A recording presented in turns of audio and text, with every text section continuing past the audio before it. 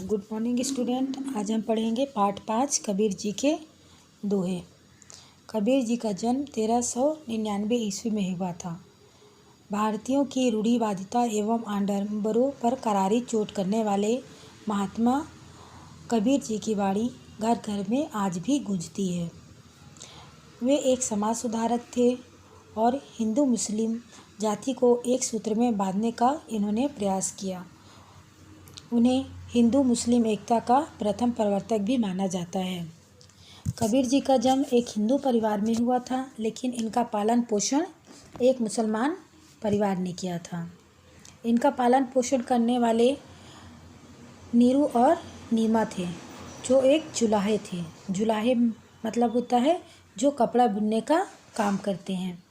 इसलिए कबीर ने भी जीविकोपार्जन के लिए यही कार्य अपना लिया। जीविकोपार्जन मतलब होता है वह कार्य व्यवसाय होता है जो जीवन निर्वाह के उद्देश्य से किया जाता है। महात्मा कबीर बचपन से ही ईश्वर के भक्त थे। इन्हें गुरु मंत्र के रूप में श्री नाम गुरु रामानंद जी से मिला। इन्होंने अपने दोहे में पाखंड और अंधविश्वास का कड़ा विरोध किया है। पाखंड मतलब होता है जो अपने पास अच्छे गुण, नैतिकता और सिद्धांत होने का दिखावा करते हैं, मगर वे अच्छे गुण उनके पास होते नहीं हैं, वह केवल दिखावा करते हैं। वह कहा करते थे कि हिंदू और मुस्लिम दोनों को कुरीतियों से हटकर सच्चे मन से ईश्वर की प्रार्थना करनी चाहिए। इसके लिए किसी भी तरह के आडंबरों को अपनाना नहीं चाहिए। परमात्मा भगवान हमारे हर जीव में बसा हुआ होता है। सभी के अंदर भगवान बसते हैं, अतः सभी से प्रेम करना ही उचित धर्म होता है और हमें समय पर सबकी सहायता भी करना चाहिए। कबीर के दोहे और भजन आज भी प्रेम से गाए जाते हैं। इन दोहों से हमें कुरीतियों और दिखावों से युक्त मंत्र मंत्रालयों का त्याग कर सत्य को पहचानने की सीख मिलती है। आइए हम उनके कुछ दोहे पढ़ें और उनके अर्थ को समझें। काल करे सो आज कर, आज करे सो अब, परल में परलय होएगी, बहुरी करेगा कब कबीरा, बहुरी करेगा कब। इस दोहे में संत कबीर हमें अच्छा काम तुरंत शुरू कर देने की शिक्षा देते हैं। वे कहते हैं कि जो काम कल करना चाहते हो वो आज ही कर डालो, और जो आज करना चाहते हो वो अभी ही कर डालो। हमें काम को टालना नहीं चाहिए। असंभव है कि आगे का समय बाधाओं से युक्त हो, या हो सकता है तुम ही जीवित ना रहो। ऐसी स्थिति में एक बार टला हुआ काम भविष्य में कभी भी संपन्न नहीं होगा।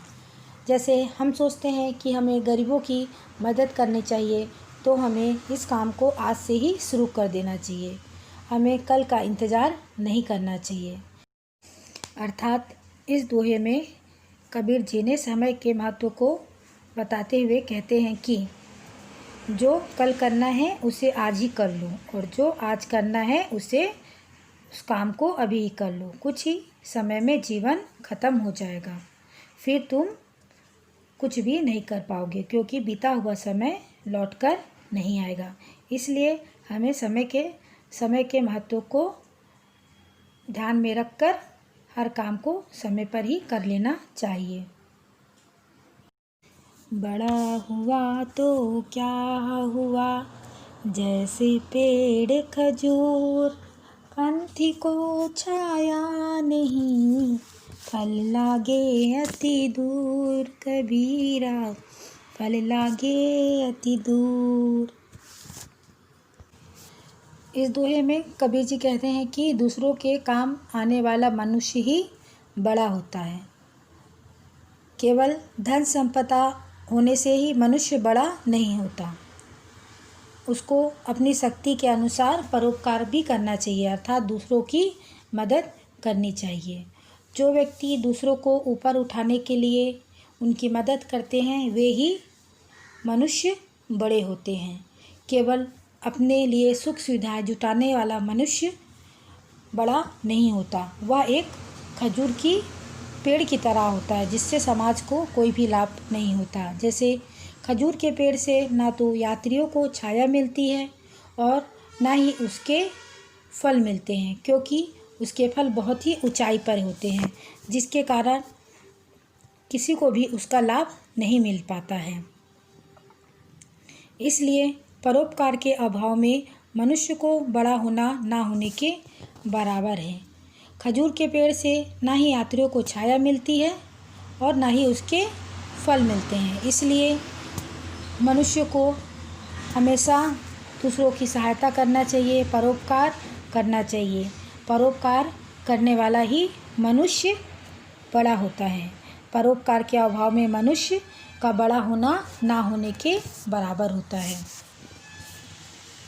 अगला दोहा है, जहाँ दया तहाँ धर्म है, जहाँ लोभ तहाँ पाप, जहाँ क्रोध तहाँ काल है, जहाँ क्षमा तहाँ आप कबीरा, जहाँ तमा तहाँ आप।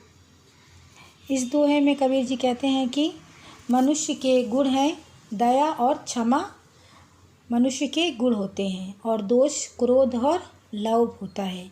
इसलिए हमें क्रोध और लोभ नहीं करना चाहिए। कबीर जी कहते हैं कि जहाँ दया होती है वहाँ धर्म होता है। जो दूसरे पर दया नहीं करते हैं, उन्हें सताते हैं, मारते हैं, वे लोग अच्छे नहीं होते, वे धार्मिक नहीं होते। और जहाँ मन में लोभ आ जाता है वहाँ पाप जन्म ले लेता है। यदि हम पाप से बचना चाहते हैं तो हमें लालच नहीं करना चाहिए, हमारे मन में लोभ नहीं आना चाहिए। और क्रोध काल या मृत्यु का भी रूप हो सकता है। जो व्यक्ति क्रोध करते हैं वे अपना नाश करते ही हैं, साथ ही वह दूसरों को भी नाश करते हैं। अतः हमें अपने अंदर क्रोध को नहीं आने देना चाहिए। और जहाँ क्षमा की भावना रहती है, जो व्यक्ति विनम्र होते हैं, वहाँ साक्षात भगवान निवास करते हैं। अतः सब मनुष्यों का धर्म है कि वह सबको क्षमा करें, सबसे प्रेम करें, सबकी सहायता करें, वे ही व्यक्ति अच्छे होते हैं।